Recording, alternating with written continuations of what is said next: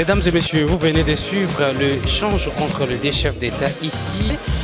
Du lancement des programmes des systèmes de passation des marchés. Mesdames et messieurs, bonjour et bienvenue dans ce nouveau numéro d'actualité pour ce vendredi 21 mars 2025. Mesdames et messieurs, c'est l'adoption du calendrier de la session de mars ici à l'Assemblée nationale et au Sénat. Nous allons d'abord ouvrir ce nouveau numéro d'actualité sur Top 243 News ici à l'Assemblée nationale. Comment Vital Kamerhe va présider cette plénière en présence de ses collègues députés nationaux.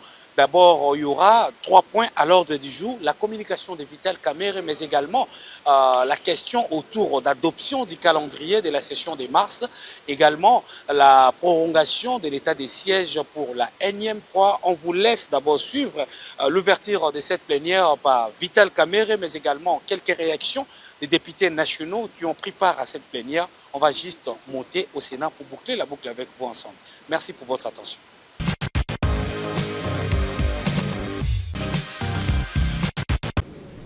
En mon nom et au nom de tous les élus du peuple, je tiens à leur exprimer notre profonde compassion et notre soutien plein et entier dans les preuves qu'ils traversent. Qu'ils sachent que nous ne les oublions pas, que leurs souffrances sont aussi les nôtres et que la paix sera restaurée sur l'ensemble du territoire de la République démocratique du Congo. Gardons également dans nos pensées les plus positives et dans nos prières l'ensemble de nos forces combattantes ainsi que notre commandant suprême. Qu'ils sachent nos forces combattantes, le commandant suprême, le président de la République, que nous mesurons pleinement les sacrifices qu'ils consentent chaque jour pour défendre la patrie et préserver son unité.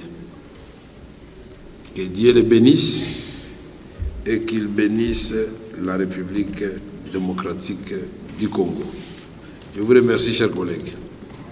À ce jour, il est de notoriété publique que la situation sécuritaire à l'est du pays demeure préoccupante. En conséquence, la prorogation de ce régime d'exception s'avère indispensable.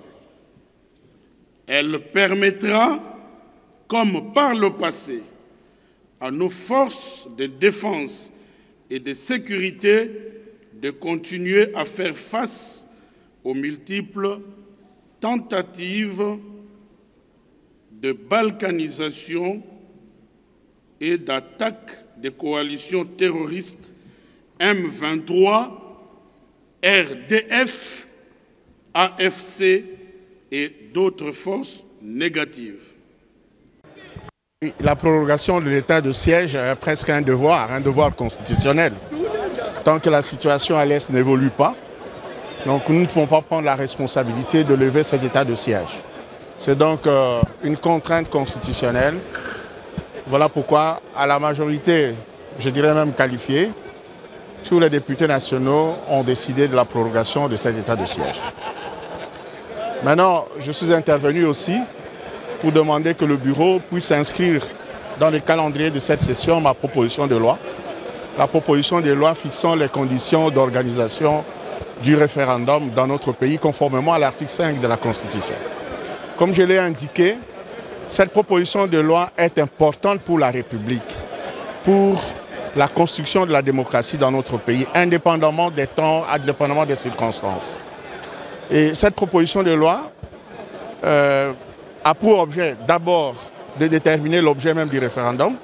J'ai indiqué que notre Constitution demande que toute décision concernant les transferts de la capitale, toute décision en matière de cession du territoire, échange ou adjonction du territoire, toute décision en matière de révision constitutionnelle puisse être prise par le Parlement après l'approbation par référendum populaire du peuple.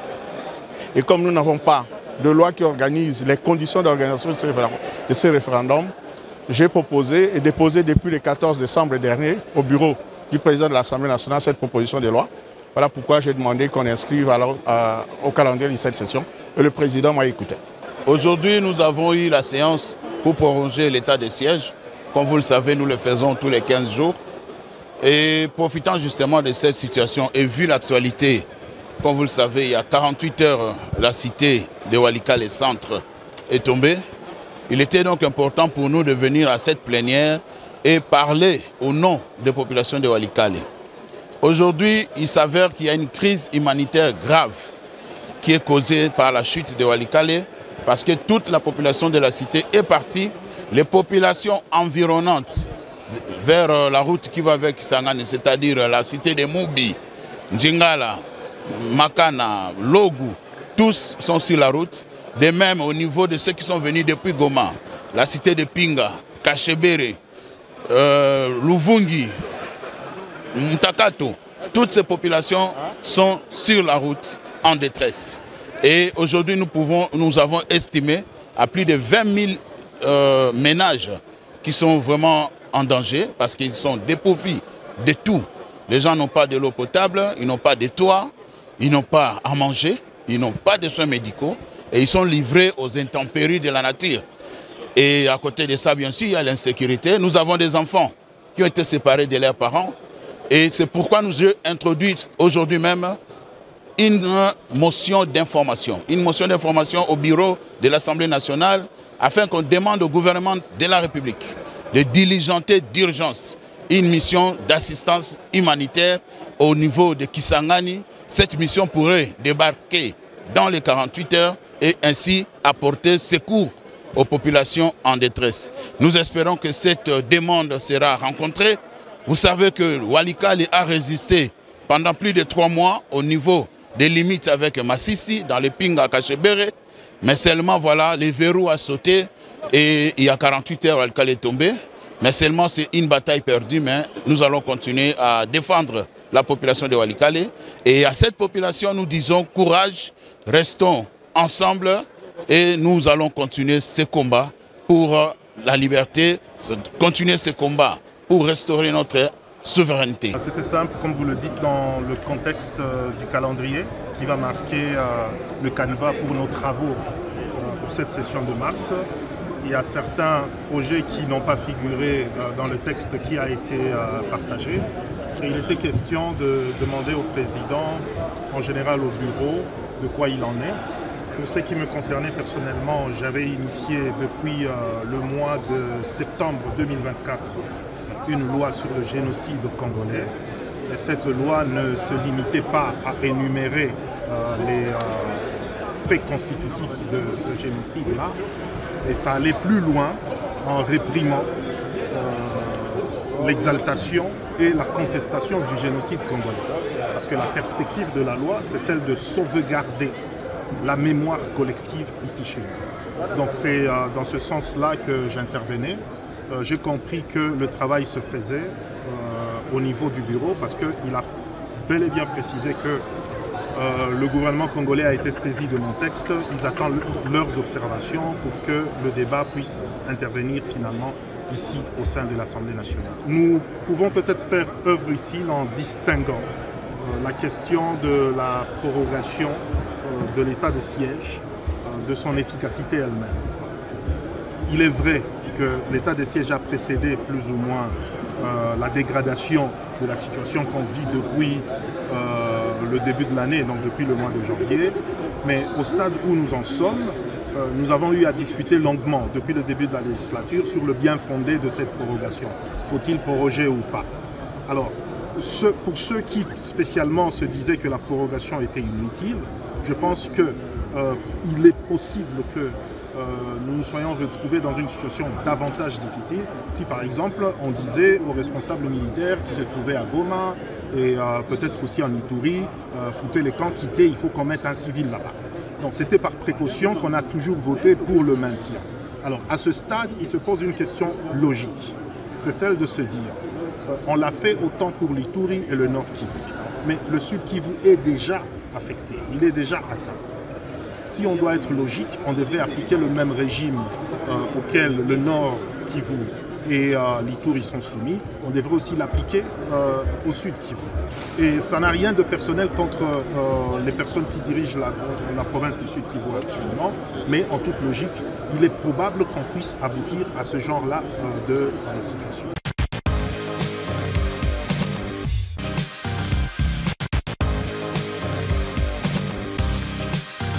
Les dispositions antérieures est contraire à la présente loi. Y a-t-il un amendement à cet article? Sinon, nous allons l'adopter. Qui sont pour? Je m'excuse, si c'est en cours de vote. Honorable Obanga. Merci, Honorable Président. Il y a la suppression de la conjonction de coordination.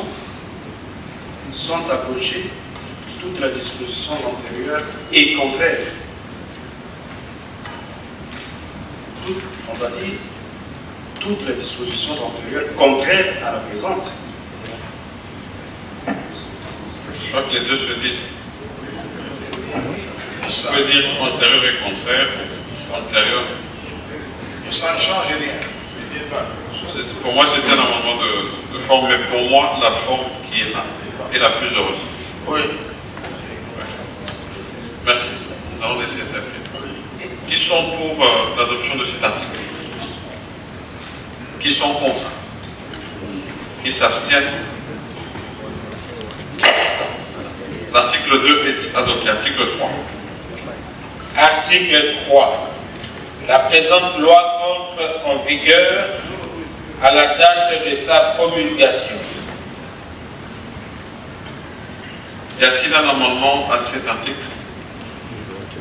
Sinon, nous allons l'adopter. Qui sont pour? Qui sont contre? Qui s'abstiennent? L'article 3 est adopté. Nous passons à l'exposé des motifs. Exposé des motifs. Depuis plus de 2 décennies, la République démocratique du Congo est en proie à des atrocités multiples découlant de l'agression dont elle est victime de la part du Rwanda ainsi que de l'activisme des groupes armés, tant locaux qu'étrangers, qui opèrent principalement dans les provinces de l'Ituri et du Nord Kivu. Dans la perspective d'éradiquer ces forces du mal et de restaurer la paix dans cette partie du pays, le président de la République a, par ordonnance numéro 21/015 du 3 mai 2021, proclamé l'état de siège dans les 2 provinces précitées. Étant donné que l'objectif recherché par l'instauration de ces régimes n'est pas encore totalement atteint à ces jours, conformément à l'article 144 de la Constitution, l'état de siège est prorogé pour les 15 jours depuis son instauration sur autorisation du Parlement saisi par le président de la République, chef de l'État, après décision du Conseil des ministres. À ce jour, il est de notoriété publique que la situation sécuritaire à l'est du pays demeure préoccupante.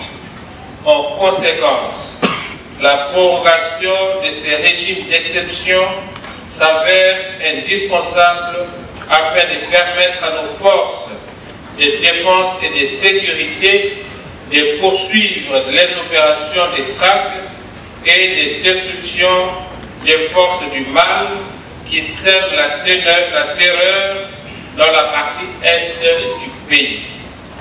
Telle est l'économie de la présente loi. Merci. Y a-t-il un amendement à l'exposé des motifs? Sinon, nous allons adopter. Qui sont pour cet exposé des motifs? Qui sont contre? Qui s'abstiennent? L'exposé des motifs est adopté. Honorables sénateurs et chers collègues, nous venons d'achever l'adoption de tous les articles de ce projet de loi, ainsi que l'exposé des motifs. À présent, nous avons voté l'ensemble de ce texte de loi par appel nominal, conformément à l'article 114 de notre règlement intérieur. Vous allez vous prononcer à voix audible par oui, non ou abstention. Je demande à l'honorable rapporteur adjoint de procéder à l'appel nominal pour le vote. Afani Idrissa Mangala. Oui. Agito Abela Carole. Oui. Aminata Namasia Mazeko. Oui. Babanga Moutiolo Adissé. Oui. Bachemandei Manzalo Noela.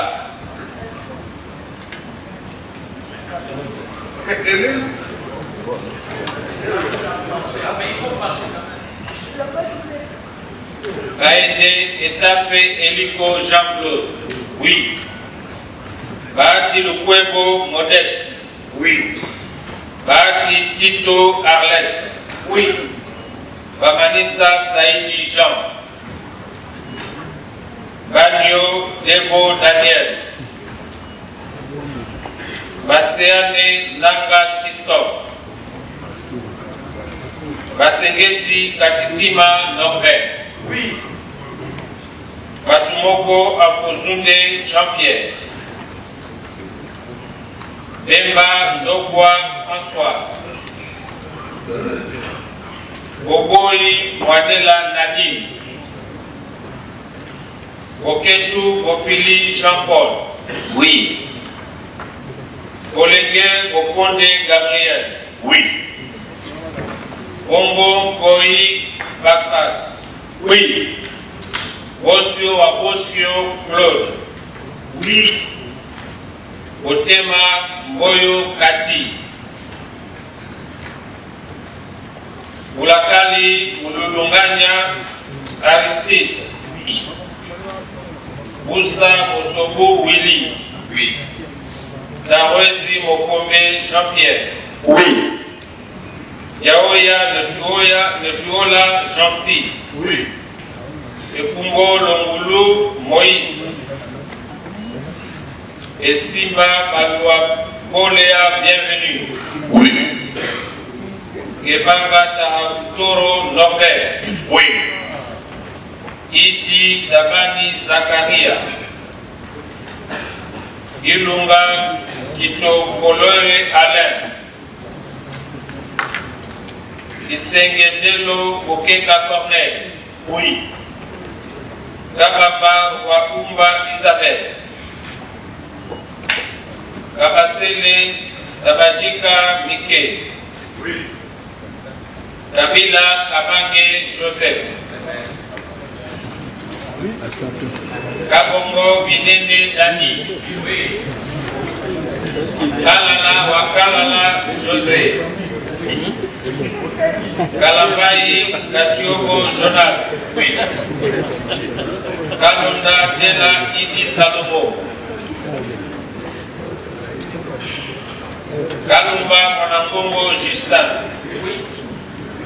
Kanda Kalambai Pierre. Oui. Kanimbo Chidani Michel. Kapena Kasupo Justin. Oui. Kasereka Katokolio Jean-Marie.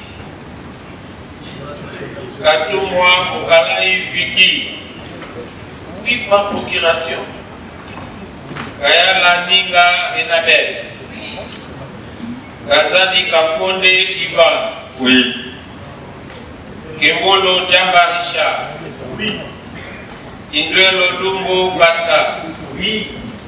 Koukoudine Mo Kababile Anne. Oui. Kunda Mutoki Christian. Lingepo Molomba Michel. Oui. Lodi Emongo Gilles. Oui. Luanga Mukela Faustin. Lueto Kididi Platini. Oui. Numanu Mulenda Bwana Sefu Adolphe. Lungwana Patumona Jacques. Oui. Mutundula Apala Penapala Christophe. Mangukele Mangatima Prosper. Machata Kaembe Célestin. Ngengo Vula Hubert. Mbokuje Maribo Anne. Ondonge Babulu Alexis. Oui. Monganga Pili Gaspard. Oui. Banda Kabangu José. Petit Otto Bernard. Oui. Mwabilo Mbayo Mukala Pius. Oui. Mwazi Mubembe Estache. Oui. Mukamba Kadieta Nzemba Jonas. Oui. Mukengeshai Kabongo Sylvain. Moleka Bachikila Florence. Mulumba Kongolo wa Kongolo Gérard. Mumbere Machozi Papi. Mutwabu Lukuna Lwabeya Jean. Mutima Sakrini Herman. Moya Mugoyai Clément. Mwabiketi Makani Marcus. Mwando Katepa Christine. Mwisha Kasiwa Janvier. Oui. Na Ikamba Simo. Oui, par démocratie. Naweji Yave Norbert. Galamulume Bakakenga Joseph. Gabani Ogoli Adonis. Ngendu Bidouaya Cédric. Oui. Ngobila Baka Jantini. Moïka Sanji Alphonse. Oui. Moudiaza Ayokisa Kisula Nefertiti. Nikomba Sabangu Madeleine. Kole Chimwanga Gaston. Oui. Kolo Mboya Hervé. Koko Bakolo Pauline. Omana Mitika Pascal. Kongwe Mboyo Luyongola Patrice. Oui. Ramazani Masudi Kilele. Oui. Raymond Yosa Michel. Saini Samudengo Joe. Attention. Samal Konde Kienge Jean-Michel. Oui. Sinango Bakoli Edi Pascal. Oui. Tshisekedi Ilunga Roger. Oui. Tshisekedi Kamasele Jean. Vangu Kisongo Babi. Oui. Munabandi Kayamiyigo Celestin. Yamba Chipango Arsène. Oui.